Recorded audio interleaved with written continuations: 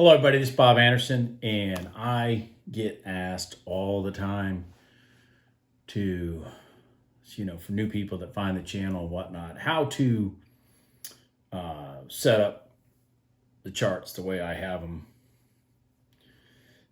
in terms of like what the settings are, indicators, whatnot. So I just thought I'd do one dedicated video to just that alone so that when somebody asks, I can just copy the link and email it to them or whatnot. Also, I'll have it in the playlist of trades playlist so people can see it there also. So what I will tell you is in my older videos, I have the luxury of having a 4-screen system for trading, but not everybody does. And from the nice community that we have here in this channel, I've had a few people show me how to actually integrate my 5-minute lines into my 1-minute lines. So if you do not know how to do that, I'm going to have a link down below on how to do that. Okay. So what it does is it takes, like on these two, the SMA and the EMA down here, it will use 5-minute data to put them on your 1-minute chart. So anyways, what I want to do is quickly go over these, show them on my chart, and so that you can have the settings. But these are all exactly how their names appear with Ninja. So if you use, Trade of 8, or if you use Toss, or you use something like that, I don't specifically know the name. These will be the same, but I don't know what the names are for those things. So anyways, the first one is called swing. Really, I have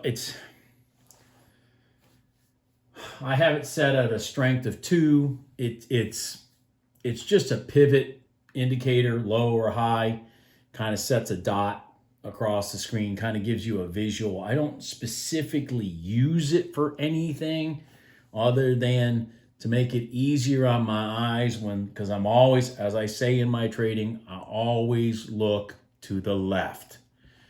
So it's easier on my eyes to glance to the left and recognize the previous pivots that I'm trying to, like on a long, that I'm trying to break before a pullback to my moving average for the next leg of my trade, okay?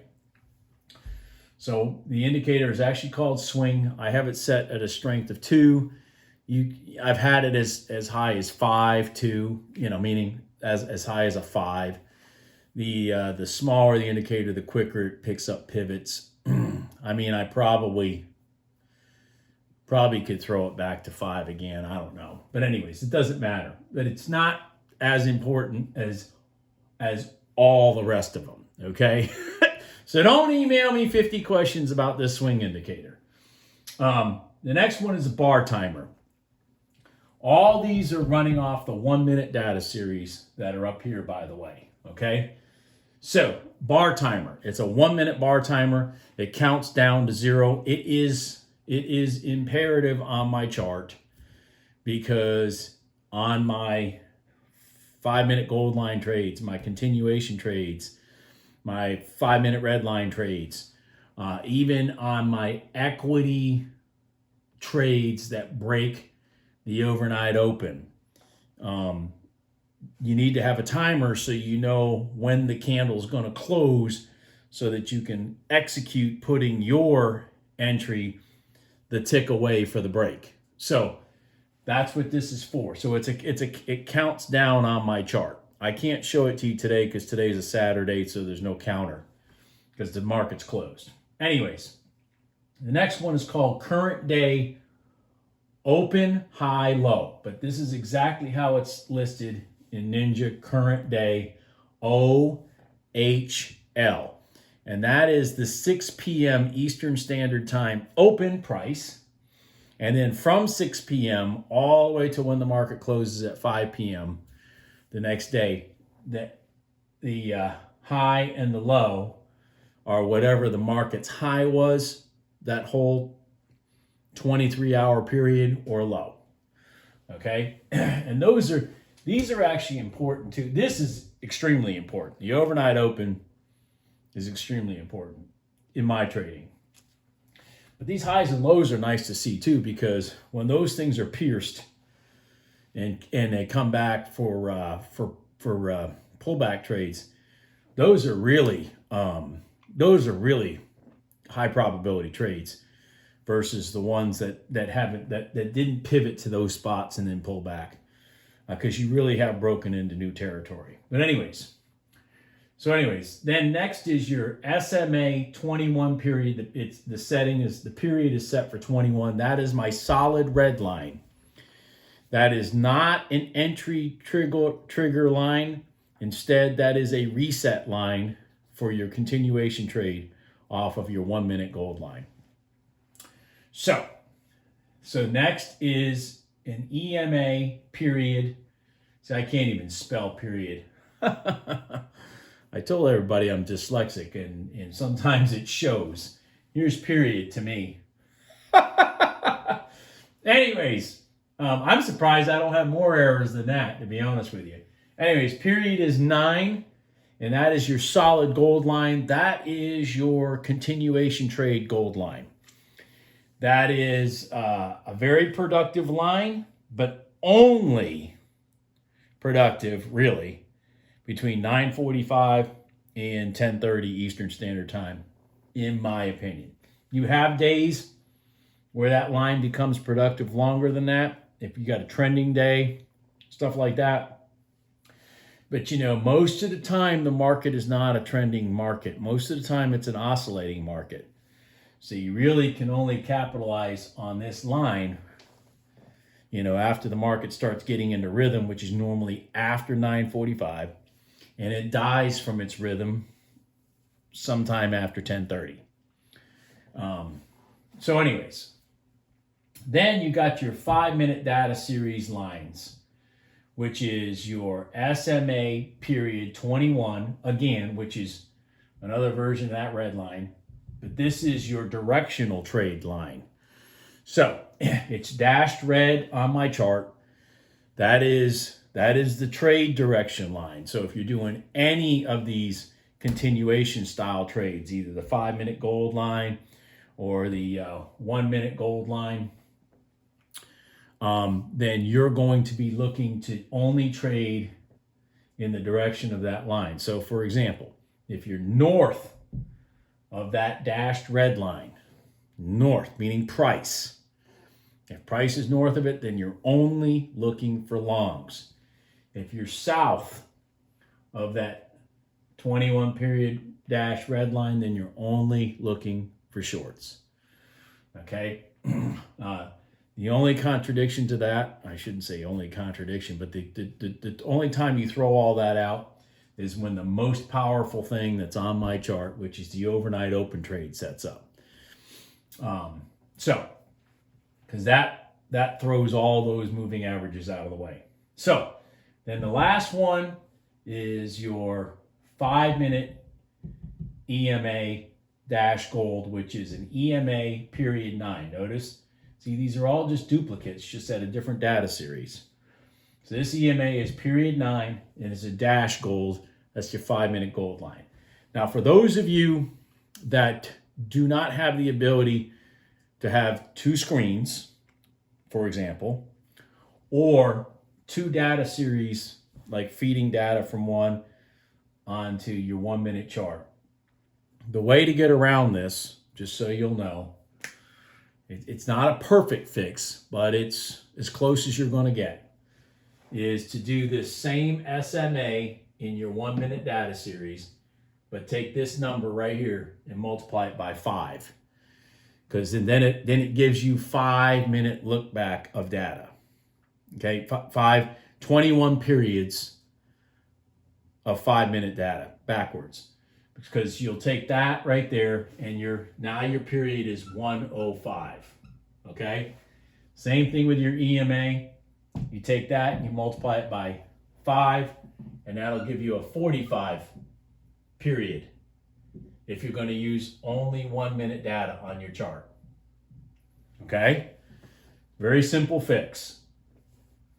they're off by a little bit. They get more off when price is moving strongly in one direction or another. They won't line up exactly, but they get pretty close still. Okay, so that's your fix for that. Down below in this video, I'm going to link you to a quick little video on how to do your 5-minute with Ninja, how to use your 5-minute data series on your 1-minute chart. Another thing I'm going to link you to below in this video is on the current day open, high or low, what to put your settings at for your data, so that your reading will be the 6 p.m. open, because it's the 6 p.m. open that trade works off of. It's not at 12:01 a.m. Eastern Standard Time, and it's not at 9:30 when the equity market opens, or 9 when the oil market opens. Those opens that people sometimes get on their charts because their settings are not correct are not the ones that this trade works off of. Okay, so anyways, that's it. I'm gonna just quickly show you on my chart what I'm talking about. Not that any of this matters, but those are the settings, and that's it. So let's look at the chart quickly. All right, so if you got like just a chart right here. So this, by the way, down here is your overnight, overall low. So I have mine set as red. And then let's see here. If we keep scrunching this is the high way up here. So I got it as green. See, that's green up there, which by the way happens to be right near the overnight open, which is gold. I like to use gold as my trigger lines. That's a trigger line. That's a trigger line. That's a trigger line. So my charts, anything gold on my chart is a trigger line of one way, shape, or form in my trading strategies. Okay?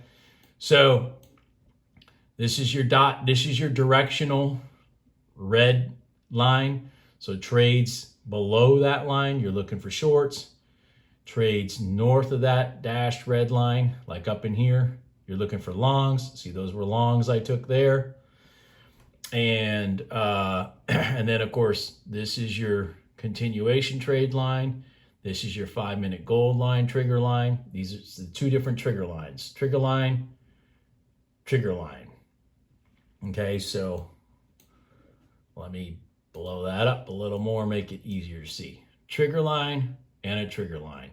And each has their own little strategy on what you're supposed to look for to work.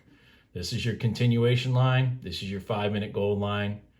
Long is, trigger, and this is your continuation trigger line.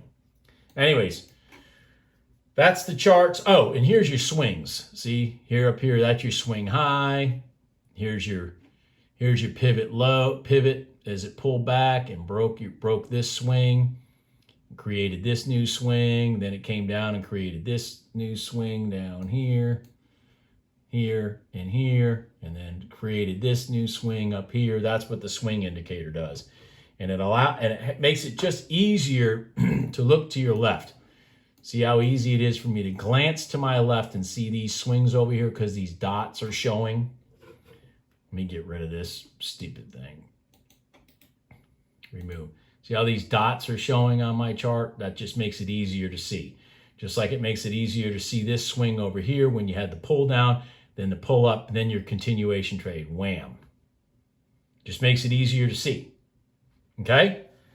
Anyways, so that's the chart setups. Again, I don't know how to do them in any other system, but I'm pretty sure everybody has something relatively similar. They may just not be named the same. All right? Have a good day. Bye.